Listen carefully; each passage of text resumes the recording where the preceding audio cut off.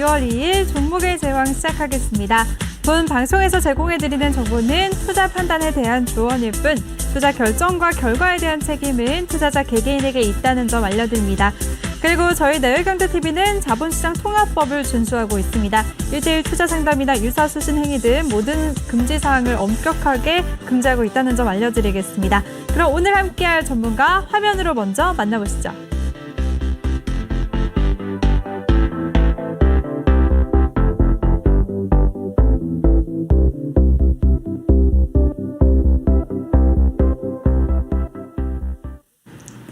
네, 이번 시간에는 주린이들의 보통령 우리 신강석 전문가와 함께 할 텐데요. 먼저 더 많은 정보 이용하실 수가 있는 노란톡방 참여 방법부터 소개해 드리겠습니다.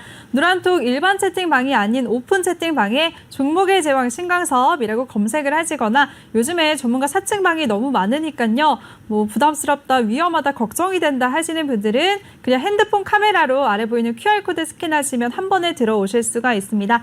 입장하실 때는 비밀번호 1357 꼭 입력하고 입장해 주시기 바랍니다. 많은 참여 부탁드릴게요.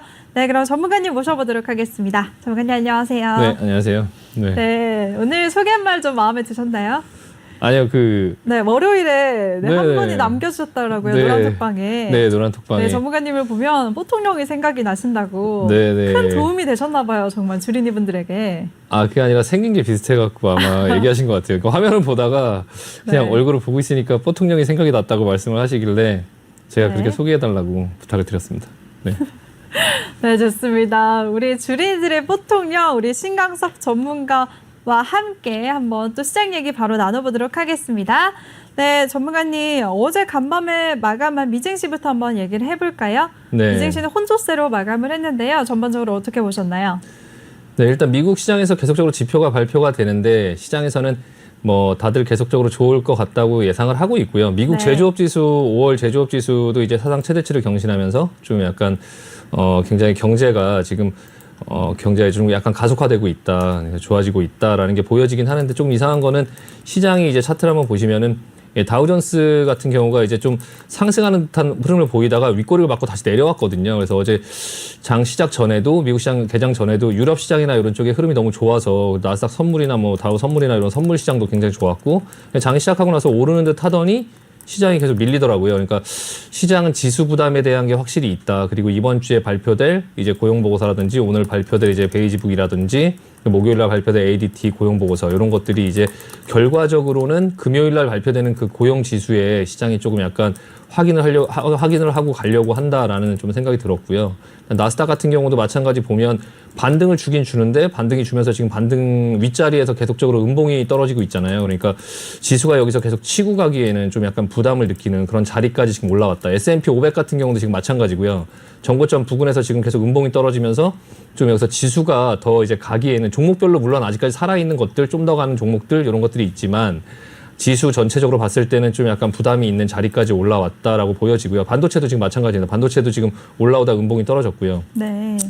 다른 아시아 증시 같은 경우는 뭐 니케이 증시 내려왔다가 지금 아직 반등권에 있고 대만 같은 경우도 지금 오늘 음봉이 떨어지면서 좀 약간 이제 어느 정도 반등권 목표치까지 거의 다 와가는 모습이 보여지고 있고요. 상해 같은 이제 중국 상해 지수도 마찬가지의 모습을 보여주고 있고 다만 이제 베트남이나 이런 쪽도 이제 올라오면서 좀 이제 상승세가 조금씩 줄어드는 어떤 그런 모습들이 보여지고 있습니다. 그래서 전반적으로 환율 같은 경우도 오늘 좀 환율이 오르면서 좀 약간 시장이 이제 조금 그 외국인이나 어떤 그런 부분 쪽에서 달러가 좀 빠져나가고 있는 듯한 모습을 보여지고 있는데요. 일단 어제 미국 시장 같은 경우에서 그 오펙 플러스 회의가 있었는데 그 감산을 완화하는 그 기조를 계속적으로 유지를 하겠다라고 해서 이제 유가가 갑자기 이제 그 원유가 시장에 갑자기 풀리지는 않겠구나라고 시장에서 좀 안도감을 가지면서 유가는 좀 어제 상승을 했고요. 네. 사실 이제 철강이나 아니면은 다른 여러 상품 가격들보다 지금 이게 유가인데요. 유가인데 지금 현재 68.38달러까지 올라왔거든요. 근데 철강이나 어떤 다른 상품 가격보다 유가가 사실 인플레이션에 많은 영향을 이제 주잖아요. 근데 네. 지금 인플레이션을 가지고 시장에서는 좀 약간 긴장하고 있는 상태고 그 유가가 지금 이제 또 다시 또 이렇게 고점을 넘어가면서 좀 올라오고 있는 듯한 모습을 보이고 있으니까 그 인플레이션이나 이런 부분들이 아직까지는 시장에 계속적으로 부담을 주고 있고 지금 현재 그 제조업 지표도 강하고 또 유가도 오르고 이제 지금 현재 이제 그 어제 같은 경우 국채 가격도 좀 하락하고 국채 금리가 좀 상승을 하면서 1.613%까지 좀 상승을 했는데요.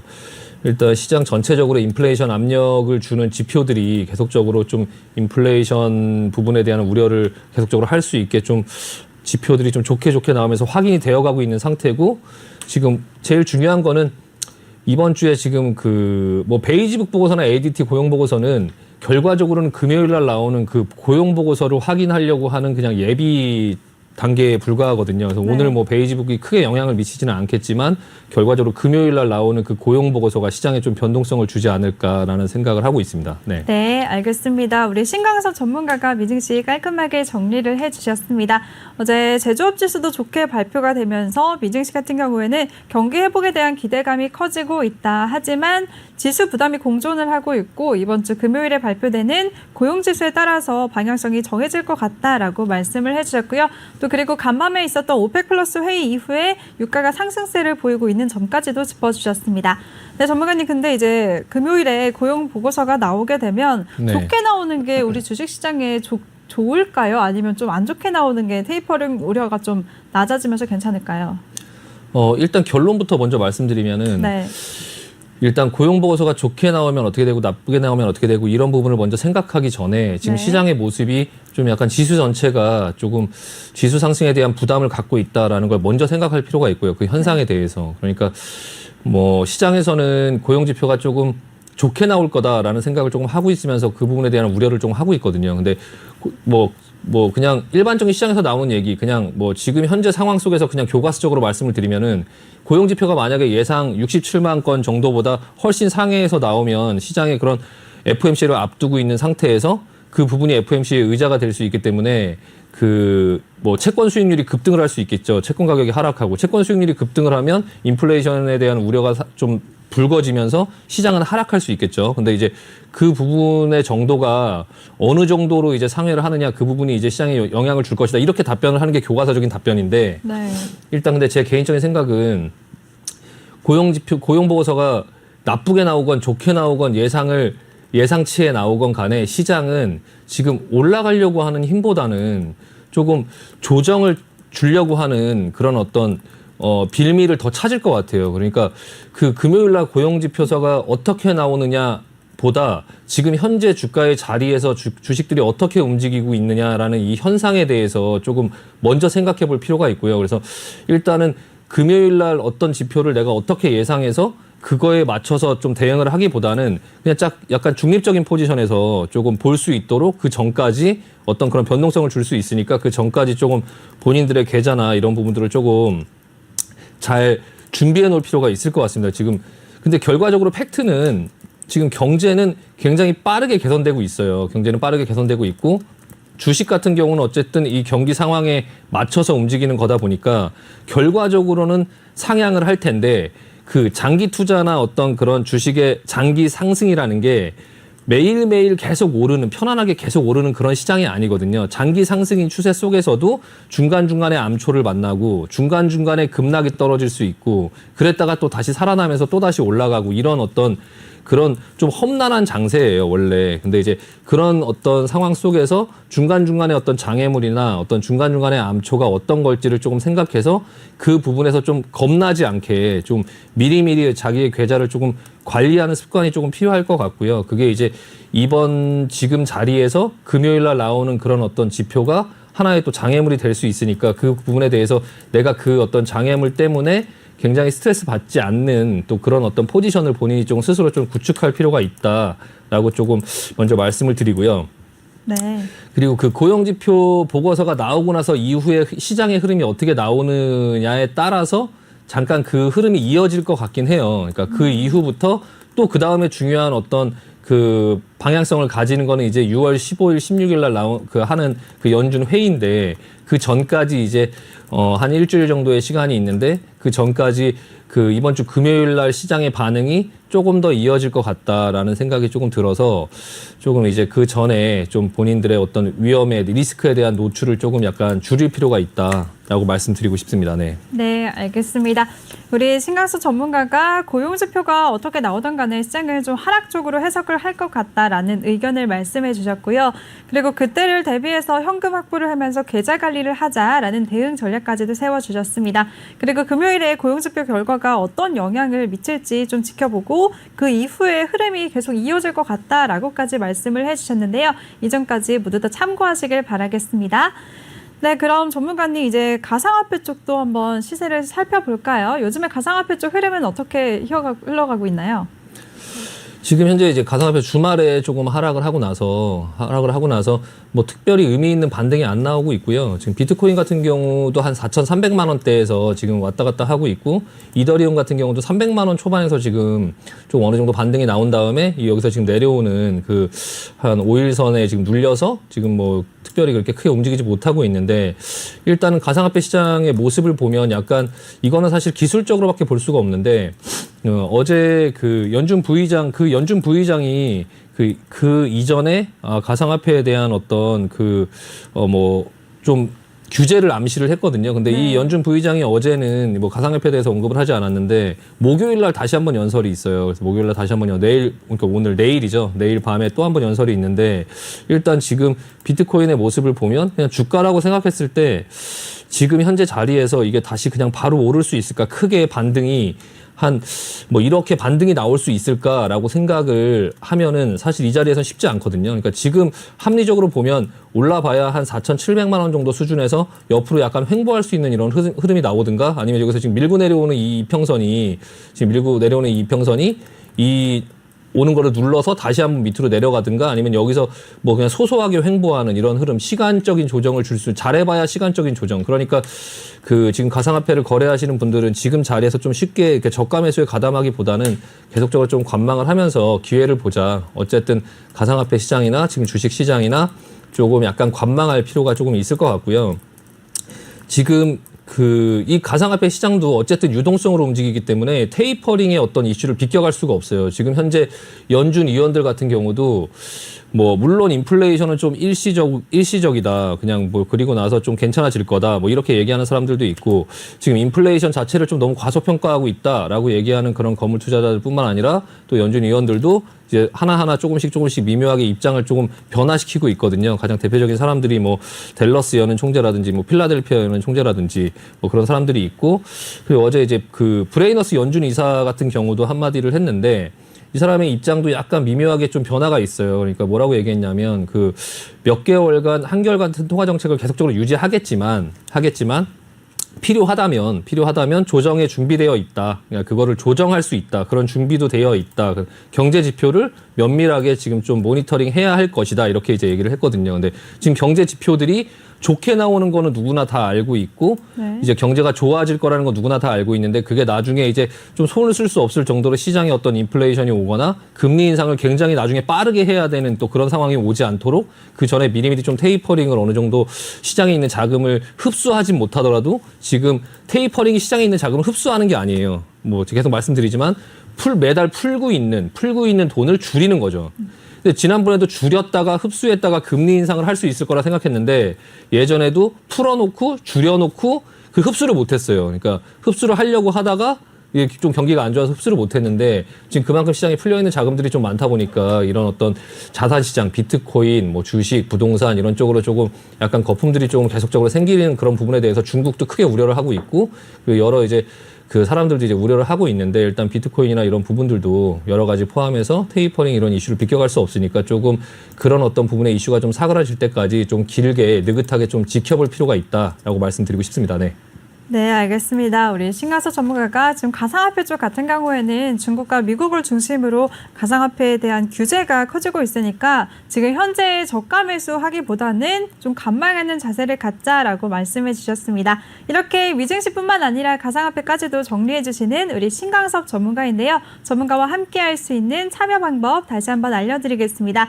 노란톡 일반 채팅이 아닌 오픈 채팅 검색창에 종목의 제왕 신강섭이라고 검색을 하시거나 아니면 요즘에 전문가 사칭방이 너무 많으니까요. 아래 보이는 QR코드 스캔하시면 바로 들어오실 수가 있습니다. 우리 신강서 전문가의 노란톡방은 단 한 개뿐이니까요. 아래 보이는 QR코드 스캔하시고 한 번에 입장하시면 되겠습니다. 그리고 비밀번호는 1357 꼭 입력하시고요. 잠시 후 2부에서는 종목 상담도 준비가 되어 있으니까요. 종목명, 매수가, 비중 이 세 가지 남겨주시면 저희가 도와드리겠습니다.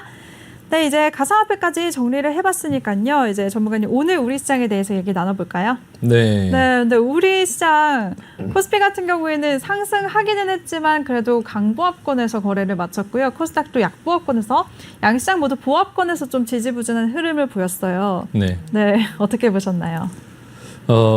애매해요. 네, 네, 애매하죠. 재미가 없다고 늘 말씀하시더라고요. 네, 좀 애매하고 개인들 같은 경우는 뭐 계속적으로 사고 있는데 어제도 그렇고 오늘도 그렇고 외국인과 기관 같은 경우는 어제는 기관이 사고 외국인이 팔고 오늘은 외국인이 조금 뭐 샀다고 얘기할 수 있을 정도의 규모는 아니지만 어쨌든 간에 지금 좀 그냥 시장이 조금 애매하고 그냥 지금 개인 투자자분들께서 할 수 있는 거는 좀 그런 말씀 드리고 싶어요. 그러니까 중립을 지키자. 그러니까 중립을 지키려면 어떻게 해야 되나요? 이쪽 편도 아니고 저쪽 편도 아니죠. 그냥 가만히 있어야 되나요? 일단 본인의 포지션이 어느 쪽에 기울어져 있으면 가만히 있으면 그쪽을 지지하는 거니까 그러면 이제 반대 포지션으로 돌려야 되겠죠. 그러니까 네. 좀 중립을 지키자. 그러니까 시장이 나는 그냥 내 계좌가 시장이 올라도 상관없고 내려도 상관없다라고 이제 조금 만들어둘 필요가 있어요. 그렇게 하는 방법은 주식을 좀 현금화해서 내리면 더 사면 되지라고 만들 수 있죠. 이게 가장 소극적으로 그냥 중립을 지키는 방법이고요.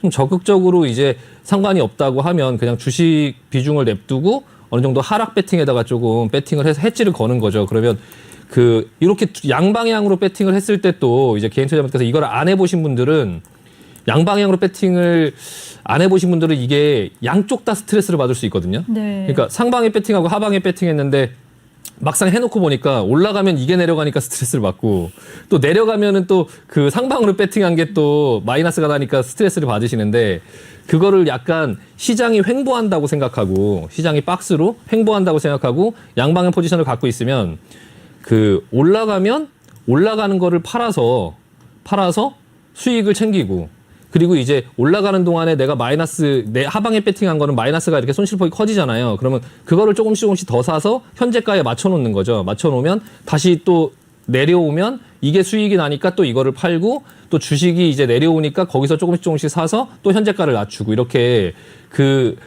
어떤 부분에 양방향의 배팅을 했을 경우에 양쪽 다 스트레스를 받지 않도록 그러니까 그거는 이제 심리적으로 본인이 컨트롤을 해야 되는데 그런 부분들을 이제 시장에 역행을 해서 시장을 반대로 이제 배팅을 하다 보니까 그게 약간 어려운 영역이긴 한데요. 그게 좀 어려우시면 일단은 그냥 현금화를 조금 해서 내려가면 뭐 더 사면 되지 뭐 이렇게 생각을 할 수 있도록 좀 소극적으로라도 약간 중립을 지킬 수 있는 그런 방법을 조금 하실 필요가 있으실 것 같고요. 네. 일단 오늘 같은 경우에 당일 추이를 보면 개인들은 계속적으로 이제 코스피에서 매수를 했고 기관 외국인들이 이제 매도를 하다가 마지막에 외국인들이 조금 더 사고 기관은 던져버리는 이런 상황들이 나왔거든요. 까만색 지수는 계속적으로 내려왔고요. 코스닥 같은 경우는 막판에 살짝 반등을 하긴 했지만 마찬가지 비슷한 흐름으로 진행이 됐거든요. 그래프를 한번 보시면 지금 코스피 같은 경우가 지금 요 부분이 이제 고점이죠. 예, 고점에 보면은 제가 박스를 그려드릴게요. 이렇게 보시면 네, 이쪽 고점과 지금 여기 저점, 요 작은 박스에서 지금 네. 계속적으로 움직이고 있어요. 이렇게 계속적으로 움직이고 있고, 요 박스권에서 뭐 상하방 배팅을 둘 다 가지고 있다고 하면 여기서 상방 배팅을 사서 여기서 뭐 상방 배팅을 수익 실현하고 다시 여기서 이제 하락 배팅을 했던 게 마이너스가 됐을 때 이제 내려오게 되면 또 여기서 수익 실현을 하고 이렇게 이제 양쪽을 아까 한다라는 거를 지금 그림을 보고서 간단하게 설명을 드린 거고요. 근데 지금 반등이 나오면서 지금 오늘 대만 증시처럼 우리나라 증시도 이렇게 윗꼬리를 조금 맞으면서 뭐 크게 움직이진 않았지만 어쨌든 간에 지금 뭐 미국 시장이나 그리고 우리나라 시장처럼 약간 좀 더 이상 상승에 약간 탄력이 좀 떨어지는 그리고 오늘 거래량도 어제만큼 나왔는데 사실 지수는 거의 제자리에 있는 거래량은 늘었는데 그냥 지수가 제자리에 있다라는 거는 파는 사람도 많고 사는 사람도 많고 그냥 약간 어떤 시장에 어떤 힘이 균형을 이루고 있다라고 생각할 수 있거든요. 그러니까 그런 부분을 조금 생각하실 필요가 있고요. 코스닥 같은 경우도 지금 이거 지난번 시간에 제가 박스를 그려놓은 건데 일단 여기를 고점으로 해서 코스닥은 여기까지는 못 올라올 것 같은 모습이고 한 요 정도를 예상한다. 요 안에서 왔다 갔다 할 것 같다라고 말씀을 드렸는데 일단 코스닥 같은 경우도 지금 거의 이제 고점 부근 반등 목표치까지 거의 다 오는 모습이 보여지면서 이 위에 부분은 슈팅이고요. 나머지는 이제 요렇게 요 박스권 안에서 움직일 가능성이 많거든요. 그러니까 일단은 어느 정도 본인이 가지고 있는 종목들 중에서 이제 그런 어떤 지수하고 코스닥이나 코스피 지수하고 연결되어 있는 종목들은 조금 비중을 줄이면서 현금을 확보할 필요가 있다. 그리고 차후에 이제 이번 주에 어쨌든 간에 여러 가지 지표들이 발표가 되고 금요일 날 이제 중요한 그런 어떤 고용 보고서 이런 게 있는 상태에서 시장은 좀 약간 어느 정도 그게 만약에 시장이 하락하는 상태에서 금요일 날 발표하는 것들이 있다면 그렇다면은 천천히 매수를 해볼 수 있는 반대 이제 매수를 해볼 수 있는 그런 포지션인데 이게 지금 어느 정도 반등을 해서 목표치까지 와 있기 때문에 어느 정도 현금화를 해야 되는 아까 제가 그 양방향의 배팅을 같이 말씀드린 것처럼 그거를 약간 같이 덧대서 생각을 해보시면 지금 여기서 매수를 해야 되는 포지션이냐 아니면은 어느 정도 차익 실현을 하면서 현금화를 해야 되는 포지션이냐 지금 자리가 어떤 자리냐라고 하면 그냥 그 현금화를 해야 된다라고 생각하는 게 보다 합리적이겠죠. 그러니까 그런 부분들을 조금 생각하면서 어쨌든 지금 시장에 모멘텀이 없다. 그러니까 이걸 뚫고 여기서 올라갈 수 있을 만한 모멘텀이 없거든요. 지금까지는. 근데 이제 금요일 날 고용 보고서가 좀 안 좋게 나온다고 하더라도 그게 서프라이즈가 돼서 뭐 시장이 올라가지는 않을 거예요. 그러니까 고용 보고서가 또 안 좋게 나오면 시장은 또 뭐 충격이 있다가 다시 이제 하루 이틀 있다가 반등이 나와주면서 또 이제 그 FMC 회의를 기다리겠죠. 그러니까 어쨌든 간에 고용 보고서가 지나가도 또 FMC 회의라는 굵직한 또 그런 이벤트가 있기 때문에 좀 그런 부분에 대해서 조금 약간 미리미리 조금 준비를 할 필요가 있고 결론은 오늘 같은 경우에 환율도 좀 올라왔어요. 그러니까 여태까지 반등을 줄 때 환율이 계속 내려오다가 지금 이 환율 한번 보여드릴게요. 같이 그래프하고 딱 그래프하고 지금 반대로 움직이고 있잖아요. 그러니까 여태까지 반등을 할 때 환율이 내려오고 있다가 이제 여기서 어느 정도 이제 목표치까지 오니까 환율도 오늘 조금 반등이 좀 세게 나왔거든요. 그러니까 반등이 7원 정도 올라오면서 좀 반등이 나왔는데 이런 부분들을 같이 보시면은 좀 어느 정도 주식과 현금의 비중을 조금 조절하고 시장에 좀 내가 중립을 지킬 수 있는 그런 포지션을 좀 갖고 있자. 그리고 뭐 기도를 하기보다는 그냥 이렇게 되든 내가 대응할 수 있다라는 어떤 내가 주도하는 어떤 그런 어떤 흐름으로 가져가자 내 계좌를 그렇게 말씀을 드리고 싶고요. 일단 개별 종목들은 계속적으로 움직여요. 개별 종목들은 계속 움직이는데 그 개별 종목들을 움직이는 그 게임을 하기에는 조금 경험이 부족하신 분들은 그냥 시장의 흐름을 타고 가려고 노력을 하시고요. 그 개별 종목들을 따라다니려고 하지 마시고, 그러니까 그건 어느 정도 조금 익숙하고 이제 경험이 많으신 분들은 지금 시장은 그렇다. 하지만 그래도 종목들은 움직이는 게 있으니 나는 그런 개별 종목들의 뭐 그냥 게임을 한번 해보겠다라고 생각하실 수는 있는데 그런 어떤 작은 흐름에 너무 많은 재산을 걸지는 말자라고 말씀드리고 마무리하겠습니다. 네, 알겠습니다. 우리 신강석 전문가가 오늘 우리 시장 아주 깔끔하게 정리를 해주셨습니다. 양시장 모두 박스권 흐름을 보이면서 애매한 흐름을 보이고 있는데 이럴 때는 중립을 지키자라고 말씀해 주셨습니다. 소극적으로는 현금을 챙기면서 현금화하거나 아니면 적극적으로는 하락에 베팅하면서 리스크 관리를 하자라고 대응 방법까지 세워주셨으니까요. 이 방법 잘 참고하시길 바라겠습니다.